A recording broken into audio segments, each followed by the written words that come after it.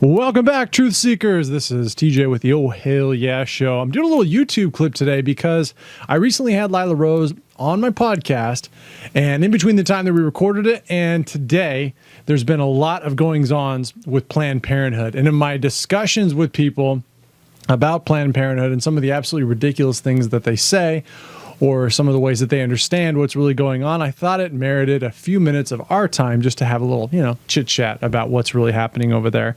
Lila Rose is one of the people who, with the help of James O'Keefe, busted into Planned Parenthood about a year or two ago and basically exposed that they're willing to do anything to get people to have abortions. That is, not tell their parents, break the rules about age restrictions, and also condone the behavior of underage girls being prostituted and pimped as long as they come back in and they pay the fee to get the abortion. Now, this makes sense because Planned Parenthood is a billion-dollar organization.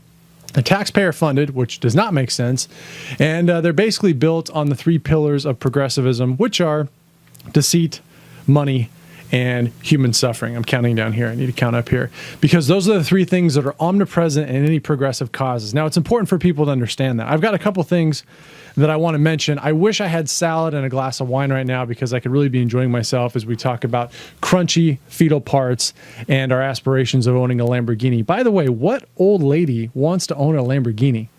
Is that weird? It was weird to me. A Jaguar maybe, but Lamborghini, not so much. When things like this happen, one of the most interesting things to me personally is who rushes to the defense of bad behavior, of unethical behavior, of inexcusable or indefensible behavior. It's always entertaining to me, and the excuses they use to get out of it. Now, another thing that's interesting is time evolves, or as time passes, I was going to say progressives, as time progresses, the arguments become stale. Like in this case, some of the first things you heard were not to refute the claims that were made in the video by the Planned Parenthood executives that got caught on tape telling the truth, but to say, look, this is for science, and people should feel good about donating human remains for science, especially if, it's your own child, because otherwise it could grow up in a world where it's unloved or be on welfare. I mean, death is the best thing for that scientific experiment. Another one is that it was taken out of context. I heard Cecile Reaper, for black people, Reaper. For everyone else, Cecile Richards, talking about how this is taken out of context. Well, then tell us the appropriate context. Like, tell us what's missing. Didn't hear that from anybody. My favorite, though, is what really caused a lot of outrage was the fact that they lied to access these people to get these interviews. And I thought, wait a minute. Lying about access. Who does that? Who lies to get access to the fetal remains in the first place? Oh yeah, that's Planned Parenthood. That's what they do, and they get paid taxpayer funds to do it. It's an incredible phenomenon that we actually support these people who have to lie to young women, and as I will explain later here, to school children and to in course curriculums to make sure people feel like the only alternative they have if they're going to be sexually active at a young age and get pregnant is to be pro-choice and to choose to end that human's life. A couple things real quick. Some names you should know. Dr. Bernard Nathanson. I'm going to go ahead and read this. He's the co-founder of NARAL, N-A-R-A-L, which is something about anti-abortion legislation.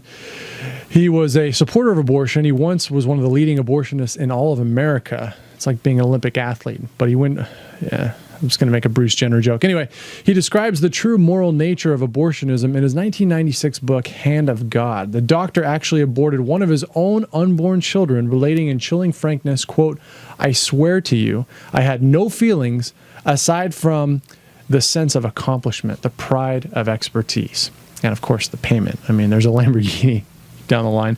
Dr. Nathanson also describes the seediness, the mockery, the snickering, the joking of abortionists and their staff. These killers were indifferent not only to unborn children, but also to the mothers whose babies they killed. Hello, Kurt Gosnell. Now, this is shocking to me, really shocking. I mean, the tone of this is disturbing because, wait a minute, this just happened again. Dr. Nucatella just did this exact same thing, and she's an executive for Planned Parenthood. It's weird. I'm seeing a pattern here. Now, in regards to Dr. Nathanson, with the development of the ultrasound in the 70s, he had the chance to observe a real-time abortion. Keep in mind, this is after he had admittedly aborted about 60,000 human children. This led him to reconsider his views on abortion. He is often quoted as saying abortion is the, quote, most atrocious holocaust in the history of the United States. Don't tell Geraldo he used the H word. He will not like that.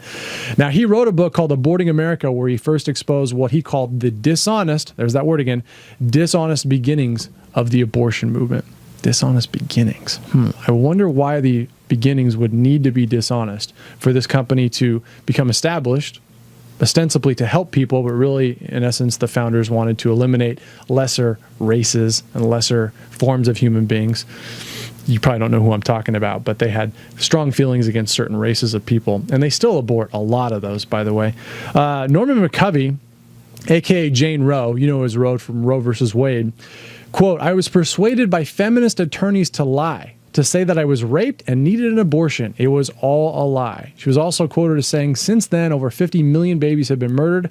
I will take this burden to my grave. Don't follow in my mistakes. There's that deception thing again. It's weird. It also helps you get public funding. You got to be deceptive to do that. Now, until you understand the mindset of people like Margaret Sanger, Saul Alinsky, their acolytes, Hillary Clinton, Barack Obama, people who believe what they believe, which is that you have to pretend like you're for people and you want to help them. And then what you do behind the scenes that they don't know about is subvert that human happiness. And you usually profit handsomely from it. Now, the lie, what is it? It's that this is an inviolable tissue mass, that it's just skin that has no bearing at all on human existence. It's not even the same thing. You can get stupid people to believe that, especially if they want to, and especially they'll peddle the lie if they're going to get paid. Which the coolest thing about this whole crunchy discussion, is now we know for sure that not only does Planned Parenthood get a paycheck and a commission check every time one of the 897 babies that are aborted every single day gets murdered, but they're also getting paid on the back end, front end and back end. It's almost like passive income. You don't have to work for it. It's fantastic. Admitting you're wrong about abortion forces a couple unpleasantries, which is why you'll never see people do it if they're in on the scheme. Your actions are crimes against humanity. You're killing human beings, so you have to rationalize it. You have to say, well, it's science, and these aren't actually human beings. We don't know what goes on before they come out of the wall, even though technology shows us exactly what's going on. If you're a human exterminator, oh man, where's the paper I want to show you here? Right here. You might have to find a new way to afford that Lamborghini if you come to grips with the fact that what you're doing is not only wrong, unethical, and kind of evil. And you're not going to see a lot of people admit that, because that means they have to make a big change in their lifestyle. And again, find a new way to make a living. Now, when it comes to making a living, there's actually a list here that I printed out, and you can't really see it very well, so I'll hold it up for you. These are people in Congress, over 100 of them, that receive funds from Planned Parenthood. So what happens is Planned Parenthood gets taxpayer dollars from people like me who work very hard and involuntarily give it to Planned Parenthood due to the actions of people like this on the list. And then later on they get it back and they get to spend it on their campaigns to get reelected. Now, it's probably hard for you to see. There's about 100. They're from all the states in the nation. And the weird thing is they all have these D's next to their names. All of them except one. There's an R. I don't know what the R stands for, but it's a lady in Maine. The D I can only assume means death, because that's what they do. I mean, when you pro-life, the opposite of that's not choice, it's death. But they call it choice because that's a lie, right? They're choosing to kill people, which we already know, but it sounds better. The tone is better. So anyway, it all comes down to whether or not this is a human being or whether it's a $200 bill. And that's front end profit. I'm not talking about back end. I mean, obviously that has to be negotiated. So you got to go to lunch, you got to set up a meeting, and you got to negotiate the cost for that with the appropriate personnel. The last name I want to mention is Carol Everett, who I'm hoping to have on my show.